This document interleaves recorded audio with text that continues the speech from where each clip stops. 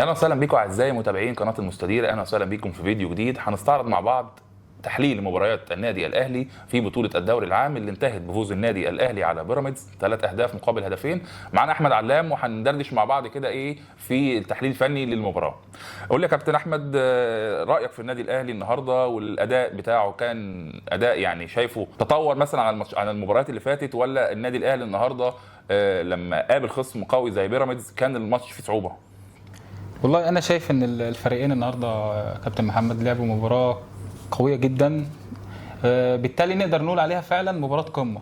يعني بيراميدز بيقدم مستويات بقاله مثلا 5-6 سنين، مستوى يعني اضاف للكره المصريه بشكل جيد. يعني النهارده كولر بيفاجئنا طبعا بنزول خالد عبد الفتاح مكان محمد هاني، ودي بالنسبه لي دي مفاجاه النهارده غير متوقعه. يعني ما فيش حد توقع نزول خالد عبد الفتاح. يعني هو اغلب المتابعين كلهم للنادي الاهلي وماتشات النادي الاهلي اللي فاتت كانوا بيتوقعوا ان محمد هاني هو اللي هيبقى اساسي والبديل بتاعه عمر كمال. ولكن عمر طبعا عنده نزله معويه النهارده فما شاركش في المباراه. فبس على فكره برضو خالد لو يعني في الماتش لعب الى حد ما ماتش كويس. يعني الماتش ما كانش خالد بيلعب بالسوء اللي الناس كانت منتظره، اللي هو لو لعب ماتش هيبقى سيء جدا. لا، كان بيلعب بشكل حلو. هو ادى المطلوب يعني كان اداؤه الدفاعي كان كويس. طبعا الهجومي كان موضوع معاه يعني مش احسن حاجه، ولكن هنقول يعني ادى زي ما كولر كان عايز بالظبط.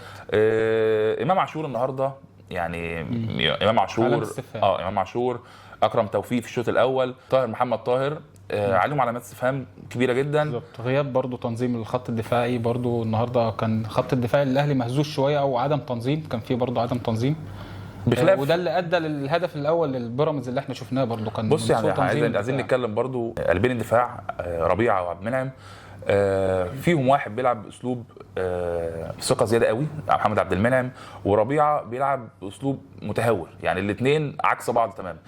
الهدف الاول لو شفته هتلاقي ان التغطيه بتاعه او تمركز محمد عبد المنعم كان واقف غلط. يعني الكوره اصلا اللي اتلعبت من وليد الكردي، الثرو اللي ضرب بيه الدفاع كله، محمد عبد المنعم لو كان واقف صح كانت الكوره بالنسبه له بقت سهله جدا، ولكن هو كان واقف غلط فاتلعبت ثرو وابدا الانفراد. والشناوي برضو يعني الشناوي ليه دور برضو، كان المفروض يكلمه يقول له يعني كان المفروض الشناوي يكون على الاقل مركز شويه في الهدف. بس يعني لو هنتكلم بشكل فني اكتر، انا شايف ان النادي الاهلي الشوط الاول لحد الدقيقه 30 النادي الاهلي كان بيلعب جيم ضغط كبير جدا على بيراميدز. الاهلي يعني جات له فرصه بتاعت وسام اللي بعد الهدف تقريبا على طول، لو كانت جت كانت فرقت مع النادي الاهلي في الماتش، وكان ممكن النادي الاهلي يكسب الماتش باكتر من هدف. فهمت قصدي؟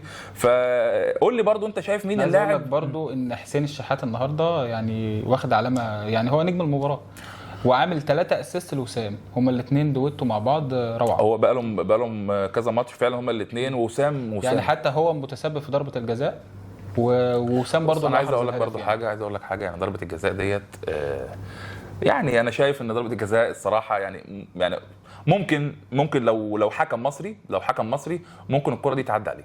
يعني انا شايف ان حسين الشحات رجله هي اللي راحه لمحمد حمدي، ولكن بنرجع ونقول حكم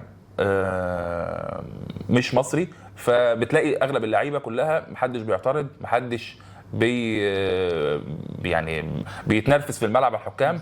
ولكن انا بالنسبه لي كوجهه نظر الحكام النهارده على علامه استفهام كبيره. يعني الطقم مش افضل حاجه خالص. انا بالنسبه لي لو كان تحكيم مصري كان ممكن يطلع بس انا شايف برضه محمد ان الحكم كان عنده ثبات انفعالي جامد. يعني في كور يعني في بعض الاخطاء كده، يعني لو حكم مصري ممكن يحسبها يتهز ويروح يحسب البتاع بسرعه. يعني بس عندك مثلا في كوره بتاع طاهر في الشوط الثاني بتاعت الشيبي بتاعت الشيبي، الكوره دي المفروض فاول، الحكم كمل لعب، بخلاف الانذار اللي خده حسين الشحات في نص الملعب. يعني الحكم اداله انذار اللي هو ضرب مهند لاشين بالكوع، مع ان حسين الشحات الكوره كانت معاه والتحام، انا شايف التحام عادي، خد انذار في كوره يعتبر يعني مش مستاهله اللي هو واخد فيها انذار. نعم. والكوره بتاعت حسين الشحات برضو اللي نزل بيها في دماغه، نزل بيه فهو بص الحكم في بعض الكور كده في نص الملعب بتعدي، ولكن لو هتقيم الحكم في خلال الماتش كله انا شايف ان الحكم يعني تقييمي ليه مثلا حوالي 8 من 10 ممكن اقل كمان. فيعني انا عايز الناس طبعا كلنا بننتقد الحكام وبنقول ان الحكام مستواه مش كويس في بعض الماتشات، ولكن ادي الحكم برضو حكم مش مصري، واداؤه النهارده كان مهزوز جدا جدا جدا. ويعتبر انا من وجهة نظري ضربة جزاء اللي جت للنادي الاهلي شايفها ان هي مش ضربة جزاء، ولكن هنقول يعني في المجمل المباراة عدت والنادي الاهلي فاز ب3 اهداف مقابل هدفين. قول لنا ايه التغيير اللي فرق مع النادي الاهلي بعد ما تلقى الهدف الثاني؟ طبعا احمد سامي جاب جون في اول شوط الثاني تقريبا. النادي الاهلي يعني ايه اللي حصل له؟ التغيير اللي فرق مع الاهلي فعلا هو نزول ديانج وقفشه، دول اللي عملوا فرق مع الاهلي جامد. واحنا شفنا قفشه خد تقريبا 7 دقائق و5 دقائق وقت ضايع، ف 12 دقيقه المحصله، بس نزل عمل الفارق. يعني شايف ان قفشه كان المفروض يبدا بدري شويه يعني من الدقيقه 65 تقريبا قفشه المفروض ينزل يلعب. انا عايز اديك برضو معلومه اوضحها لك، ان الاهلي الماتش اللي فات تقريبا كولر كان عامل بادئ الماتش بتشكيل ما كانش احسن حاجه، عارف ان هو بادئ تشكيل غلط، بين الشوطين عمل تغييرات 3 تغييرات تقريبا، ودي ما بتحصلش اصلا. هو اصلا اسلوبه واسلوب لعبه التغييرات بتبدا معاه مثلا من الدقيقه 70 تقريبا او الدقيقه 75، ولكن كان هو عارف ان هو بدا بتشكيل غلط ما كبرش، وادت اللي النادي الاهلي فعلا مع الشوط الثاني قدر يكسب طلائع الجيش 2-0. فانا شايف ان كولر لو كان بدا النهارده بتغييرات بدري شويه كانت فرقت مع النادي الاهلي واثرت على النتيجه بشكل افضل، خصوصا ان كان في لعيبه النهارده كانت في عدم تركيزها، زي مثلا كان في ميس باص كتير جدا من بعض، يعني اكرم توفيق كان عنده ميس باص، كان امام عاشور في مش انا امام النهارده امام كان تايه قوي قوي قوي قوي النهارده امام، يعني حتى حاسه بيلعب على الواقف، يعني مش عارف هل بقى خايف مثلا يعمل تاكلينج او حاجه، بس انا حاسه بيلعب بصراحه برضو يعني في برضو يعني كولر النهارده تحسب له بعض المواقف كتير جدا، يعني بين الشوطين لقى برضو عدم تركيز والماتش بيروح منه، يعني لان احنا من الدقيقه تقريبا 22 23 من بعد الهدف الاول للاهلي بيراميدز رجع للماتش، بدا يمسك كوره والاهلي هو اللي يتراجع، مع ان الاهلي كان بادئ بضغط متقدم، هو كان بيضغط باكرم وكان بيضغط بمروان، دلوقتي تراجع بيراميدز مسك الكوره. فكولر بين الشوطين اتكلم مع اللعيبه، وده لاحظناه في الشوط الثاني فعلا مع التغييرات والكلام ده كله، فالاهلي اتغير من الشوط الاول بصراحه يعني. الشوط الثاني والشيبي لما نزل برضو كولر عمل تبادل مراكز بين طاهر وحسين، ودى حسين يمين وجاب طاهر شمال، فده برضو فرق مع الاهلي كويس جدا. دي الرؤيه بشكل عام يعني. طيب انا شايف برضو انت شايف ان الاهلي يعني طبعا النادي الاهلي بعد الفوز النهارده تقريبا عنده حوالي 60 بونت في المركز الثاني، واقل من بيراميدز باربع ماتشات تقريبا، 28 ماتش وعنده 68 نقطه. بيراميدز الاول. شايف ان الماتش ده هيكون حاسم بنسبه كبيره في الدوري، مع ان لسه ليهم المفروض ماتش ثاني قريب يعني. انا شايف ان الماتش الجاي بين الاهلي وبيراميدز هو فعلا اللي هيبقى حاسم، ده اللي هيكسب الماتش ده هو اللي هياخد الدوري. طب شايف ان الاهلي هيقدر يستمر في سلسله الفوز ديت مثلا؟ هو دلوقتي عامل حوالي 13 فوز تقريبا متوالي، هل هيقدر يكمل الفوز دوت لحد ماتش بيراميدز الجاي؟ المباراه بتاعت النهارده بتاعت بيراميدز هتدي للعيبه دافع جامد جدا، يعني هتفرق في نفسيه اللعيبه نفسيا ومعنويا، خصوصا ان الاهلي يعني بيستغل الفرص.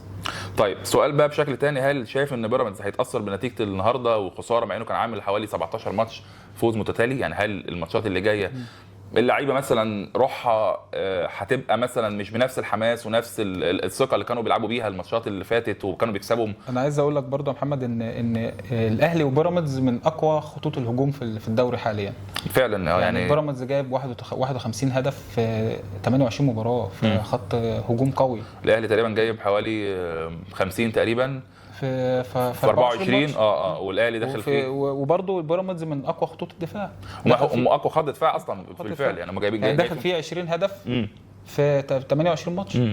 الاهلي داخل فيه تقريبا حوالي 22. انا شايف ان لعيبه بيراميدز تملك الخبرات، عندها خبرات كبيره جدا وهيرجعوا. طب انت شايف يعني الماتش بتاع النهارده هيأثر معنويا، ولكن هم لسه عندهم امل. طب انت شايف في بيراميدز دلوقتي، يعني شايف في لاعب هو يعني يقوم بدور القائد مثلا، يعني السنين اللي فاتت كان بتلاقي في بيراميدز مثلا عبد الله السعيد وكان رمضان صبحي طبعا لما كان بيبقى موجود. هل شايف لما بيراميدز تخلص مثلا من اللعيبه الكبيره هل بيراميدز بقى افضل؟ في لعيبه كبيره يعني، عندك احمد الشناوي قائد، عندك مصطفى فتحي واكرامي قائد برضو. لا هو بيراميدز يملك خبرات رهيبه وعنده اسامي كبيره.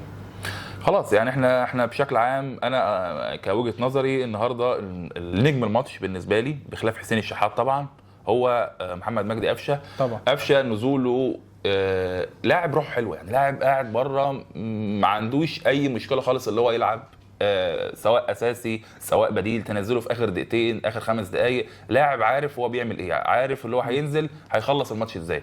والفتره كان يعني جت فتره كده من فترات جماهير النادي الاهلي كلها بدات تلوم محمد مجدي قفشه وبدات يعني تنتقده بشكل قاسي قوي، ولكن اللاعب كان بيرد في الملعب بيخلص ماتشات باهداف حاسمه جدا جدا جدا.